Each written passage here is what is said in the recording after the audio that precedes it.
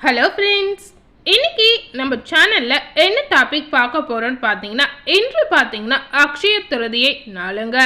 So இந்த அக்ஷய திருதியை நாள் பார்த்தீங்கன்னா ஒரு சிறப்புமிக்க நாள் அப்படின்னு சொல்லலாங்க. அப்படிப்பட்ட இந்த நாளில் பார்த்தீங்கன்னா நீங்கள் இதை செய்தால் கண்டிப்பாக காலி ஆயிடுவீங்க அப்படின்னு சொல்லலாங்க. அதாவது நீங்கள் இந்த மாதிரி விஷயத்த இந்த அக்ஷய திருதியை நாளில் கண்டிப்பாக செய்யவே கூடாதுங்க. ஸோ இந்த நாளில் பார்த்தீங்கன்னா எந்த மாதிரி விஷயத்த செய்யணும் செய்யக்கூடாது அப்படின்றத இந்த வீடியோவை ஸ்கிப் பண்ணாமல் முழுமையாக பார்த்து தெரிஞ்சுக்கோங்க. கண்டிப்பாக இந்த வீடியோ உங்களுக்கு ஒரு பயனுள்ள வீடியோவாக இருக்குங்க. அக்ஷய திருதியை நாள் என்பது மகாலட்சுமியோட அருள் கடாட்சம் அப்படின்னு சொல்லலாங்க. அதாவது மகாலட்சுமி தேவியினுடைய கடாட்சம் நிறைந்த நாள் அப்படின்னு கூட சொல்லப்படுது. ஆண்டுதோறும் பார்த்தீங்கன்னா சித்திரை மாதம் வரக்கூடிய வளர்பிறை திருதியை திதி அக்ஷய திருதியாக கொண்டாடப்படுகிறது. இந்த ஆண்டு பார்த்தீங்கன்னா இன்றைய நாள் வெள்ளிக்கிழமை அக்ஷய திருதியை வந்துடுச்சு. ஸோ சித்திரை மாதத்தில் பார்த்தீங்கன்னா சூரியன் மேச ராசியில் உச்சம் பெறுகிறார். அதே போல பார்த்தீங்கன்னா சூரியன் என்பவர் ஆத்ம காரகர், தந்தை காரகன், பிதுர் காரகன் அப்படின்னு சொல்லலாங்க. சூரியன் உச்சம் பெறும் இந்த நாளில் பார்த்தீங்கன்னா மனோகாரகன் ஆன சந்திரன் ஆனவர் திருதியில் பிரவேசம் பெறுகிறார் அப்படின்னு சொல்லப்படுது. சூரியன் நின்ற டிகிரியில் இருந்து சந்திரன் நின்ற டிகிரி ரிஷபராசியில் இருப்பார். அப்போது ரிஷபத்தில் சந்திரன் உச்சம் பெறுகிறார். ஒரே நாளில் சூரியனும் சந்திரன் உச்சம் பெறும்போது இந்த நாளில் செய்யும் செயல்கள் ஆத்ம திருப்தியையும் மனோ திருப்தியையும் தரும் அப்படின்னு நம்பிக்கையாவே சொல்லலாங்க. குறிப்பாக பார்த்தீங்கன்னா இந்த ஆண்டில் சந்திரனுடன் ரிஷபத்தில் குருவும் இணைந்துள்ளார். அதாவது அன்னை கிரகமான சூரியன், தந்தை கிரகமான சந்திரன், குரு பகவானும் அடுத்தடுத்த வீடுகளில் இணைந்து உள்ளனர். அக்ஷய திருதியை என்றால் வளர்ந்து வருதல் என்ற பொருள் அப்படின்னு சொல்லலாங்க. இந்த நாளில் செய்யக்கூடிய காரியங்கள் பார்த்தீங்கன்னா கண்டிப்பா இரட்டிப்பு பலன் பெறும் அப்படின்னு சொல்லப்படுது. அதே போல இந்த நாளில் செய்யக்கூடிய காரியங்கள் வாழும் வளரும் என்பது பொருளாக சொல்லலாங்க. ஆதி சங்கரர் ஏழைக்காக கனகதார மந்திரத்தை சொல்லி செல்வத்தை வரவழைத்த நாளாகவே இந்த நாள சொல்லப்படுகிறது.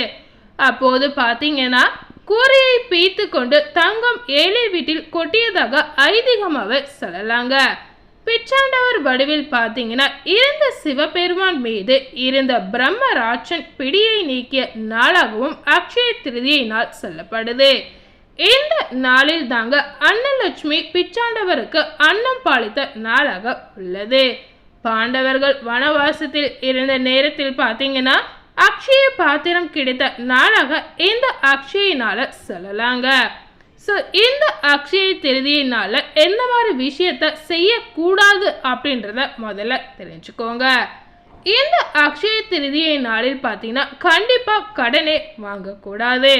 அதே போல் பார்த்தீங்கன்னா யார் ஒருவரையும் இந்த நாளில் நீங்கள் திட்டவே கூடாதுங்க. தங்கம் வாங்கவோ அல்லது வெள்ளி வாங்கவோ கிரெடிட் கார்டை கண்டிப்பாக இந்த நாளில் நீங்கள் பயன்படுத்தக்கூடாது. ஸோ இந்த அக்ஷய திருதினால இந்த மாதிரி விஷயத்த நீங்கள் செய்கிறத கண்டிப்பாக தவிர்த்து கொள்ளுங்க. மறந்தும் கூட இந்த மாதிரி விஷயத்த செய்திடாதீங்க. அதே போல் அடுத்ததாக பார்த்தீங்கன்னா இன்றைய நாள் நடக்கக்கூடிய இந்த அக்ஷய திருதியினாலில் எந்த மாதிரி விஷயத்த செய்யலாம் அப்படின்றத தெரிந்து கொள்ளுங்க. அதாவது பார்த்தீங்கன்னா கையில் பணம் இருந்தாலோ அல்லது டெபிட் கார்டு மூலமாகவோ தங்கம், வெள்ளி, வைரம் போன்ற ஆபரண நகைகளை நீங்கள் வாங்கலாங்க. அதே போல் பார்த்தீங்கன்னா மகாலட்சுமியின் அம்சமாக உள்ள உப்பை வாங்குவது வீட்டில் உள்ள திருஷ்டி தோஷத்தை நீக்கும் அப்படின்னு ஐதீகமாகவே சொல்லப்படுது. அதே போல் அரிசி, பருப்பு, சர்க்கரை போன்ற உணவுப் பொருட்களை இந்த அக்ஷய திருதியினால நீங்கள் வாங்கலாங்க. சர்க்கரை பொங்கல், தண்ணீரை சுவாமிக்கு நெய்வேத்தியமாக படைக்கலாங்க. இந்த நாளில் பார்த்தீங்கன்னா அன்னதானம் செய்வது உங்கள் வீட்டில் தானிய பிரச்சனைகள் கண்டிப்பாக நீங்குங்க. அதே போல தொழில் சார்ந்த புதிய முயற்சிகளை இந்த நாளில் நீங்கள் தொடங்கலாம். ஸோ அக்ஷய திருதினால எந்த மாதிரி விஷயத்த செய்யணும் செய்யக்கூடாது அப்படின்றத முழுமையாக பார்த்து தெரிஞ்சிருப்பீங்க. கண்டிப்பா இன்றைய நாள் நடக்கக்கூடிய இந்த அக்ஷய திருதியினால இந்த மாதிரி விஷயத்த மறந்தும் கூட செய்திடாதீங்க. அதாவது எந்த மாதிரி விஷயத்த செய்யணும்னு சொன்னமோ அந்த விஷயத்த நீங்க செய்யலாங்க. இப்படி செய்யறதுனால கண்டிப்பா உங்க வாழ்க்கையில இரட்டிப்பு பலன் கிடைக்கும் அப்படின்னு நம்பிக்கையாவே சொல்லலாங்க. அதே போல பாத்தீங்கன்னா மகாபாரதத்துக்கும் அக்ஷய திருதிக்கும் என்ன தொடர்பு இருக்கு அப்படின்றத தெரிந்து கொள்ளலாம். அதாவது பாத்தீங்கன்னா அக்ஷய திருதி அப்படின்னு சொன்னாலே இந்த நாள் பாத்தீங்கன்னா எல்லாருக்குமே ஒரு தெரிந்த நாள் அப்படின்னு சொல்லலாங்க. ஸோ இந்த அக்ஷய திருதியை பார்த்தீங்கன்னா மகாபாரதத்துக்கு கூட தொடர்பு இருக்கு அப்படின்னு கூட சொல்லப்படுது. ஸோ என்ன மாதிரி தொடர்பு இருக்கு அப்படின்றத இந்த வீடியோவை பார்த்து தெரிந்து கொள்ளுங்க. சித்திரை மாதம் வரும் மிக முக்கியமான விசேஷமான நாட்களில் ஒன்றுதாங்க இந்த அக்ஷய திருதியை நம்ம சொல்லலாங்க. அக்ஷய திருதி அன்னைக்கு பார்த்தீங்கன்னா கண்ணை மூடிக்கொண்டு சுப காரியங்களை செய்யலாங்க. அதாவது இன்றைய நாள் நடக்கக்கூடிய இந்த அக்ஷய திருதியினால நீங்க எந்த ஒரு நல்ல காரியத்தையும் இந்த நாள்ல நீங்க செய்யலாங்க. அதே போல அக்ஷய திருதி என்று புராணங்களில் கூறப்பட்டுள்ள பல்வேறு முக்கிய நிகழ்வுகள் நடந்தேறி இருக்குன்னே சொல்லலாங்க. வாழ்வில் பார்த்தீங்கன்னா நீங்க கற்றுக்கொண்டு பின்பற்றுவதற்கு மற்றும் எந்த ஒரு விஷயங்களை எல்லாம் செய்யக்கூடாது என்பதற்கும் மகாபாரதத்தில் ஏகப்பட்ட நிகழ்வுகள் இருக்கு அப்படின்னு கூட சொல்லலாங்க.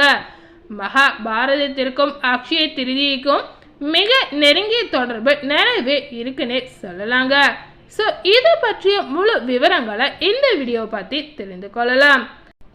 முதல்ல திரௌபதிக்கு கை கொடுத்த கிருஷ்ணன், அதாவது மகாபாரதத்தின் உயிர் நாடி போருக்கு முக்கிய காரணமாக அமைந்தது என்று கூறப்படும் அளவுக்கு மிக முக்கியமான ஒரு நிகழ்வு அப்படின்னு சொல்லலாங்க.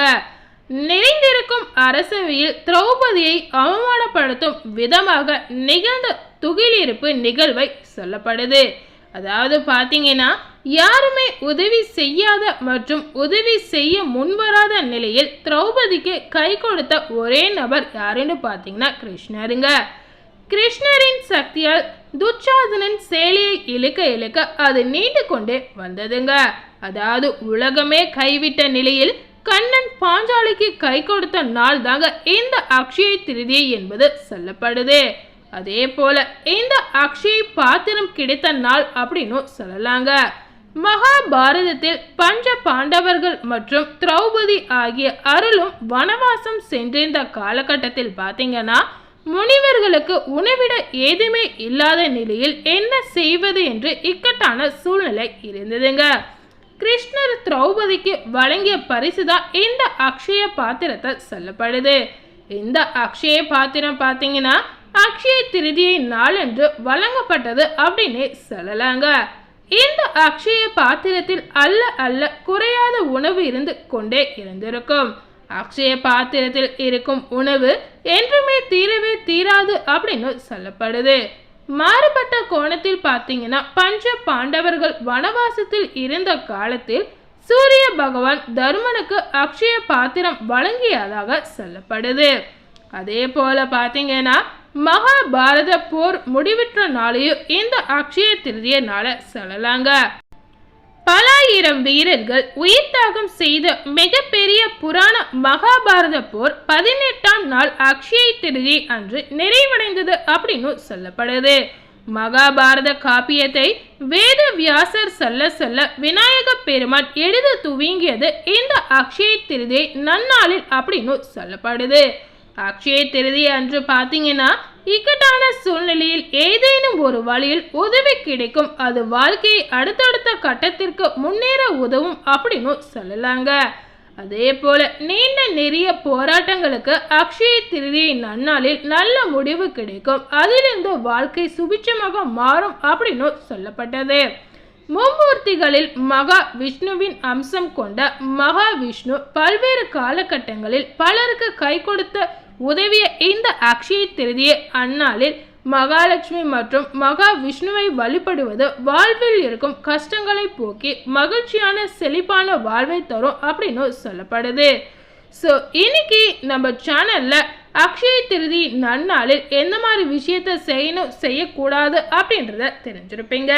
மேலும் இது போல புதிய தகவலை தெரிந்து கொள்ளணும்னு நினச்சிங்கன்னா மறக்காமல் நம்ம சேனலை சப்ஸ்கிரைப் பண்ணுங்கள்.